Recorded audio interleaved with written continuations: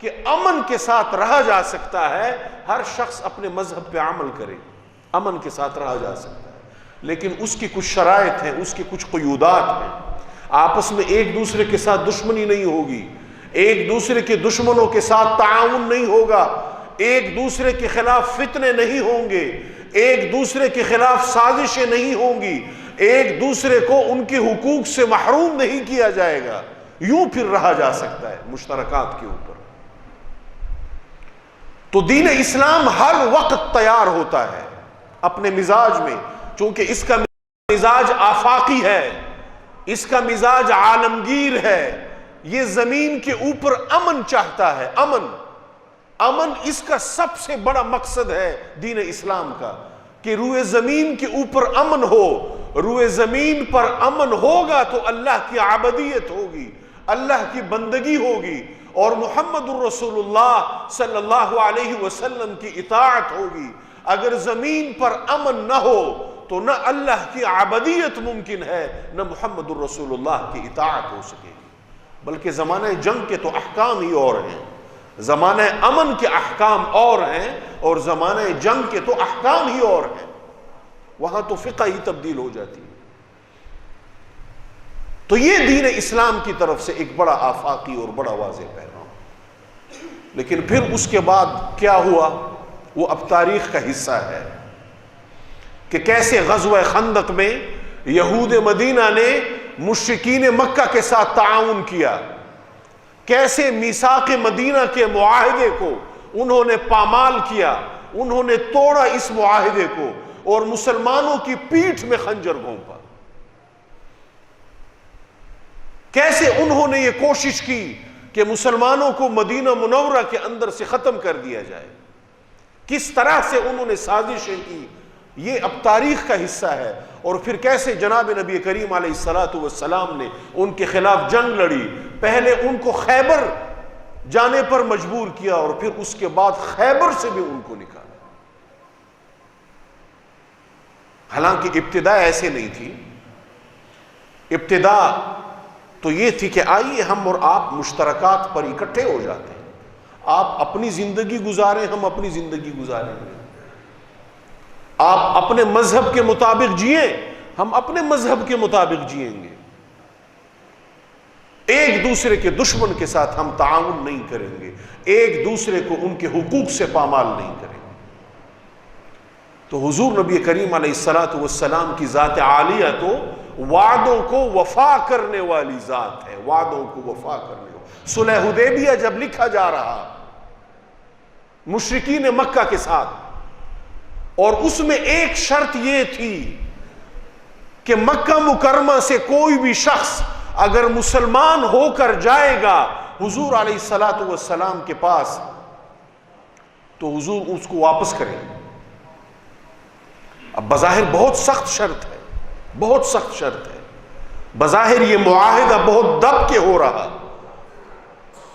اب عین اس وقت جب یہ معاہدہ لکھا جا رہا، حضرت ابو جندب بھاگتے ہوئے کسی طریقے سے حضور سرور کونین علیہ السلام کے پاس اور مسلمانوں کے پاس صحابہ کے کیمپ میں پہنچنے میں کامیاب ہو گئے۔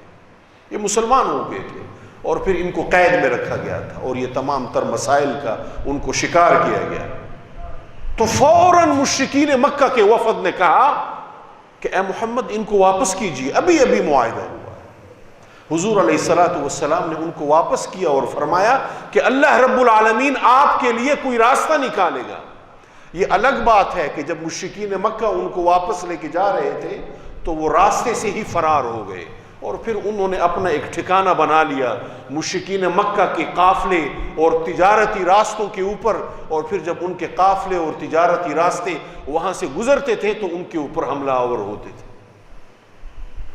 حضور علیہ السلام کی جو شان تھی آپ علیہ السلام کی، وہ وعدہ پورا کرنے والی تھی، ہر حالت میں وعدہ پورا کرنے والی تھی۔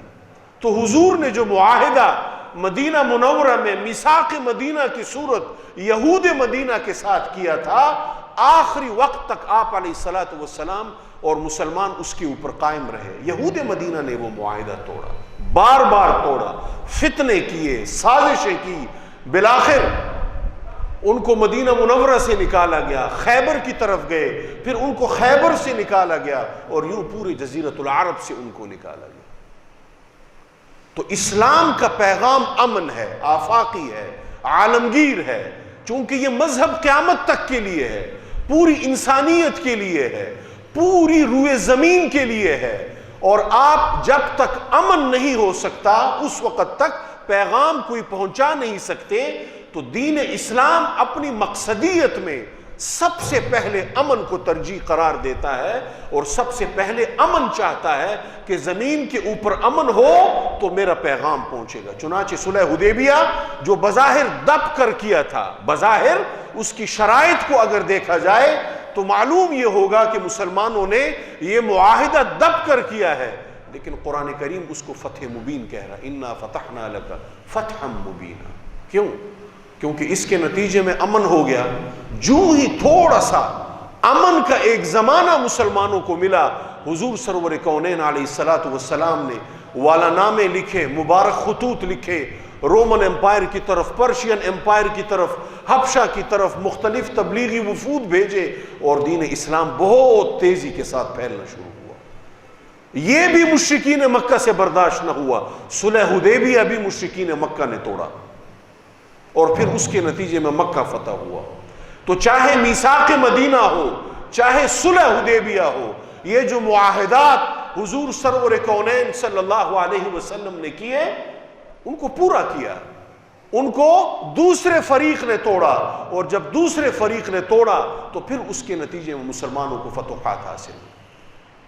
میرے بھائیو، آج پوری امت مسلمہ اپنے فلسطینی بھائیوں کے ساتھ اظہار یکجہتی میں مشغول ہے، ان کے لیے دعاؤں میں مصروف ہے۔ یہاں بھی قضیہ یہی ہے کہ مشترکات پر اکٹھے، اگر ایک ہی قوم، قبیلے، ایک ہی زمین پر اگر مشترکات کے ساتھ رہا جا سکتا ہے تو دو ملکوں کی صورت کیوں نہیں رہا جا سکتا؟ لیکن سوال یہ ہے کہ ایک فریق دوسرے فریق کو رہنے کا حق تو دے، زندہ رہنے کا حق تو دے، بنیادی حقوق تو ان کو دے، کم سے کم زندہ رہنا، تعلیم، صحت، زندگی کو بہتر سے بہتر بنانا، اپنے گھروں کے اوپر قبضہ اور اپنے گھروں کے اوپر ملکیت کے حقوق، اپنے علاقے کے اوپر ملکیت کے حقوق، کم سے کم یہ تو ملنے چاہیے۔ یہ وہ حقوق ہیں کہ جن سے محروم کیا گیا ہے ہمارے ان بھائیوں، اور آج سے نہیں، ایک طویل عرصے سے، ایک طویل عرصے سے۔ اور جس طرح میں نے عرض کیا کہ دین اسلام اپنے مزاج میں سلجو مذہب ہے، اپنے مزاج میں امن پرست مذہب ہے، اپنے مزاج اور اپنی طبیعت میں متشدد نہیں ہے۔ یہ امن چاہتا ہے۔ امن کیوں چاہتا ہے؟ کیونکہ یہ اپنے اندر عالمگیریت، آفاقیت، صداقت اور سچائی رکھتا ہے۔ جو ہی اس کو امن کا زمانہ ملے گا، یہ پھلے گا، پھولے گا اور پھیلے گا۔